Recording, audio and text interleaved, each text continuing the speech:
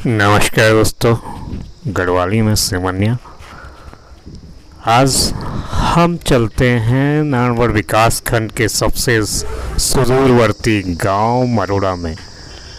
मरोड़ा गांव मीन गदेरे से 10 किलोमीटर की दूरी पर स्थित है और यहाँ पर मीन गदेरे से PWD की रोड जाती है, जिसकी स्थिति लगातार 15 से 20 साल होने के बाद भी अभी तक नहीं सुधर पाई है। यहाँ आते हुए रास्ता इतना विषम है कि कई बार किसी भी गंभीर दुर्घटना को अंजाम दे सकता है, लेकिन PWD के कानों में जूं तक नहीं रेंगता है। वहीं हम चलें इस गांव की बात करें तो यह सबसे दुरुस्त होने के साथ साथ अभी वर्तमान में काफ़ी अच्छा कार्य किया जा रहा है और काफ़ी बेहतर ढंग से यह गांव सुदूरवर्ती होने के साथ साथ सभी सुविधाएं यहाँ पर हैं। और वर्तमान में जब हम गांव के लोगों से मिले तो उन्होंने जो कार्य के बारे में बताया गया काफ़ी संतोषजनक। हम अभी चल रहे हैं गांव के रास्ते में, एक प्रकृति के सुंदर छटाओं के बीच एक सुंदर सा गांव। और यह गांव मुख्य रूप से मोटे अनाजों के लिए जाना जाता है। यहाँ पर मंडवा, झंगोरा, सोयाबीन प्रचुर मात्रा में होता है। हालांकि पहले इसका काफ़ी निर्यात किया जाता था, बेचा जाता था, लेकिन अब लोग धीरे धीरे कम बेचते हैं, जिस तरह ये देखा जा सकता है। आज भी गांव में लगभग अपने लिए अनाज भरपूर मात्रा में हो जाता है। और गांव में अधिकांश लोग जहां आर्मी में हैं, साथ ही प्राइवेट नौकरी में भी कार्यरत हैं। कोरोना काल के दौरान लगभग सभी लोग गांव में पहुंचे थे और सभी युवा जो कई वर्षों से अपने गांव नहीं आए थे, उनके द्वारा गांव में पहुंच करके सार्वजनिक कार्य में बढ़ चढ़ करके हिस्सा लिया गया। एक अत्यंत सुंदर गांव। और यहाँ की नक्काशी देख सकते हैं कि अभी भी जो पौराणिक होली का गणेश आज अभी भी मिल जाएगा। यहाँ की जो लोग हैं बहुत मेहनती, मुख्य रूप से गौ पालन के रूप में जाने जाते हैं और यहाँ पर अधिक मात्रा में आपको गाय बैल मिल जाएंगे। जहाँ एक और धीरे धीरे गाय बैल और खेती बंजर होती जा रही है, लेकिन इस गांव में अभी भी पलायन ना के बराबर है और गांव के लोग अभी भी अपनी मिट्टी से जुड़े हुए हैं। आज भी हर त्योहार में जो बाहर रहने वाले प्रवासी हैं पहुंचते हैं और बढ़ चढ़ कर के हिस्सा लेते हैं। हालांकि अब गांव में काफ़ी परिवर्तन आ गया है। जब हम पहले गांव में आए थे तो यहाँ पर समस्याएं बड़ी विकट थी। आपका नाम? नंदन सिंह। ग्राम? मरोड़ा यही है। आपके यहाँ पर मुख्य रूप से समस्याएं क्या क्या हैं ग्राम मरोड़ा में? समस्याएं तो अब वो सब प्रधान जी को पता है, सारे कितने समस्याएं वही जाने इस चीज़ को बताएंगे। हम तो क्या बता सकते प्रेस बारे में। धान होता टाइम पर, गेहूँ का तो कोई मौसम का कभी बारिश हुई तो हुआ ना, तो नहीं। और जो मोटे अनाज के रूप में है, जैसे सोयाबीन हो गया, चौलाई हो गया, अभी बरसात का है ना, जो बरसात से वो थोड़ा बहुत हो जाता है। वो तो है, बेचते भी हैं। हाँ, बेचते भी हैं। बेचते कहा घर का नहीं पूरा होता हो तो बेचते कहाँ से अपने लिए। हाँ। और पशुपालन में मुख्य रूप से वो किसी के गाय हैं, भैंस हैं, जिसका अपना परिवार बड़ा है वो जैसे किसी के नहीं रखे, अपने समझाएँ किसी पर है किसी पर नहीं है, किसी बकरियाँ हैं। यहाँ पर मूल रूप से जो यहाँ के निवासी हैं यहीं के हैं, गांव के या पूरे यहीं के? हमारे पूरे गांव के हैं सारे। यहाँ पर कितनी जातियाँ लगभग रहती हैं? नो, ये कि दो तीन जातियाँ पर, एक बिस्ट हो गए, एक महर हो गए और पुजारी लोग हो गए, बस यही जाते हैं। यहाँ पर इंटर कॉलेज इंटर कॉलेज नीचे गलकोट का है। कोट में। हाँ यहाँ पर वही नीचे। हाँ प्राथमिक प्राथमिक स्वच्छ है, प्राथमिक स्कूल है। प्राथमिक स्कूल। हाँ वहाँ पर अध्यापक रहते हैं। अच्छा हाँ आते हैं आजकल तो कोरोना नहीं थे ना, बंद था सभी जगह, सभी आ रहे हैं। आ रहे हैं। और यहाँ पर एनम सेंटर वगैरह हैं एनम सेंटर है एनएम सेंटर नाम वही गलकोट में। गढ़कोट में। हाँ वहीं जाते हैं, तो टीकाकरण के लिए वहीं जाते हैं। वहीं जाते हैं। हाँ गढ़कोट में। वहीं जाते हैं। और रोड की सुविधा लगभग है गाँव जरूर से ये देख लीजिए आपने, ये जहाँ तक है। गाँव में हाँ हाँ है।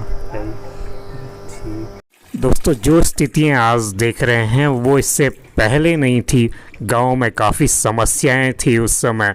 हम सीधे मिलते हैं उस समय ग्रामीणों से, उनके गांव में उस समय क्या क्या समस्याएं थी। नमस्कार दोस्तों, फिर हम पहुंचे एक नए गांव में, रोड से 10 किलोमीटर दूर मरोड़ा गांव में। यहाँ की समस्याओं को लेकर के हम सीधे यहाँ के ग्रामीणों से मिलते हैं।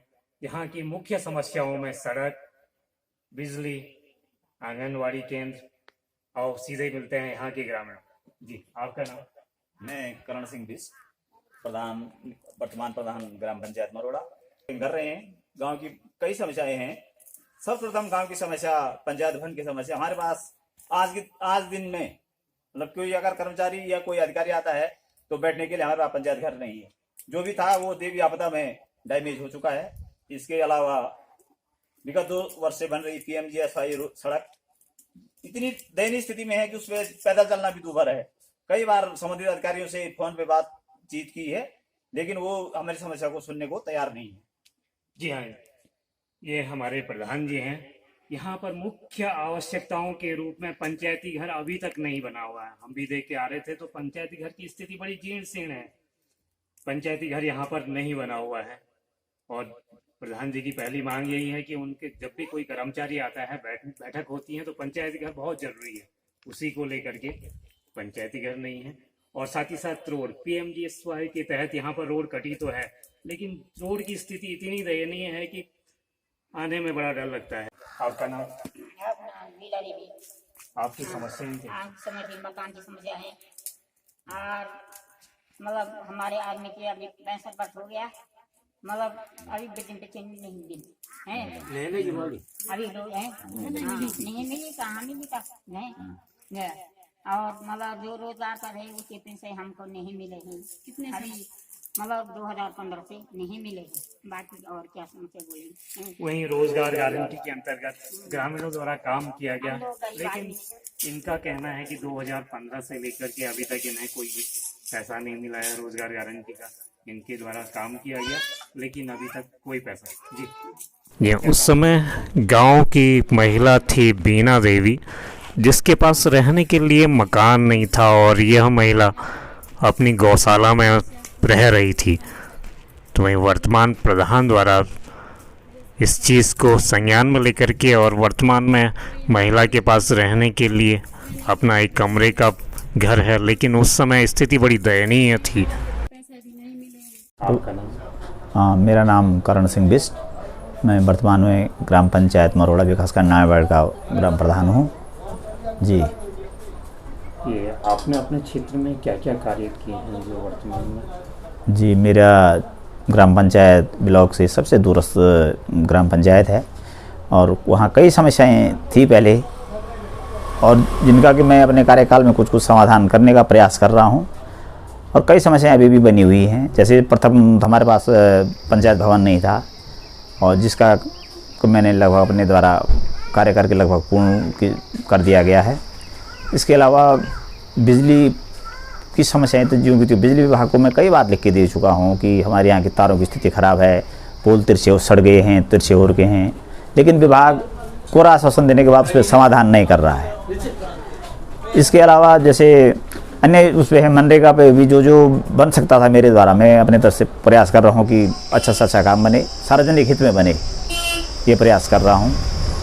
और इसके अलावा बाकी तो अन्य ठीक ही है। गांव की स्थिति, रोज़गार की, मनरेगा की स्थिति है वो भी ठीक ही चल रही। फिलहाल प्रयास ये है कि लोगों को अधिक से अधिक रोज़गार दें।